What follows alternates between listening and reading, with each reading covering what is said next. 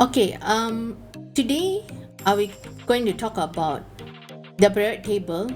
But before I start on the periodic table, I would like to just share with you how we can actually study about this topic by using a, a method introduced by Brian Oshiro.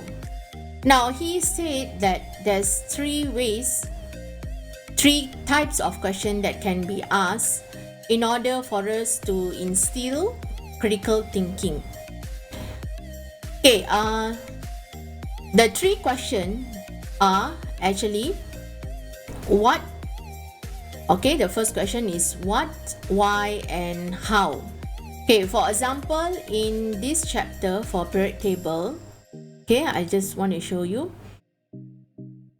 Okay, for periodic table itself, we have topics which cover group 18, group 1, and group 17, where these are groups where you study the different in the physical characteristic and chemical characteristic for these three groups. That means the differences in general and of course the differences when going down the group. Okay, let's look at what is the learning standard for this chapter. Now, you look at the learning standard for group 18. What you need to know is, okay, group 18 naturally is chemically unreactive, meaning that it has achieved octet and duplet arrangement. So it doesn't have any chemical reaction. So what you need to focus on group 18 is, okay, the physical characteristic, the general physical characteristic, and of course the physical changes going down the group. Okay, so how are we going to implement the three types of question in understanding periodic table? Now, the first question, what? Okay, what? For example, ask yourself, what are the elements present in group 18, group 1, and group 17? So generally, we have to know basically a few elements. Okay, number 2. What are the physical characteristics? Okay, what are the physical characteristics of group 18, group 1, and group 17? So these are the physical characteristics in general. For example, the physical characteristic in general for group 18 is a monoatomic gas, as well as it is a odorless and colorless gas. So that is the general characteristic. So the what question is something you need to know. So the what question will answer about theories or remembering in the Bloom taxonomy, remembering facts about these three groups. Okay, that is when you study, you start with the what question. So when you ask yourself what, that means you have to know basic. Okay, you have to know basic theory about these three groups. So I repeat again. So the what question is, what are the basic elements in group 18, group 1, and group 17? Number 2, what are the general physical characteristic of group 1, group 18, and group 17? Alright, so for group 1, the general physical characteristic is soft metal, shiny, can conduct electricity, good conductor because those are metal, right? And then when you move on to group 17, so what is the physical characteristic? It's a diatomic gas, right? So it's diatomic gas, okay? And then generally you can say that the melting and boiling point is lower, right? Okay, so that is more or less the general physical characteristic of group 17.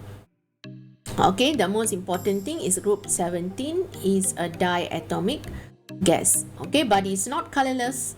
Okay, because chlorine has color as well as bromine. and iodine, and they are not gases. Okay, they exist as diatomic molecule. Okay, because chlorine is gas. Then when you move on, bromine is liquid. All right, and then iodine is solid. Okay, so the physical state of group 17 is different. Okay, when going down the group. So we can generalize, there's only one generalization. We can say that group 17 exists as diatomic molecules. Now, let's move on to understanding the second part. Alright, when you go down the group, okay, these are the elements in group 18, group 1, and group 17. Okay, physical characteristic going down the group. Okay, now we go to the physical characteristic going down the group. What you need to know is that when you go down group 18, the melting and boiling point actually, if you look carefully at the data, it actually increases. Now, this part you need to understand why it increases is because of the size. So group 18 and also group 17 share a similar characteristic. So if you compare with group 17, okay, they share the similar physical characteristic going down the group, meaning that both group 18 and 17 are non-metal. So when they are non-metal, the melting and boiling point depends on the size of the atom.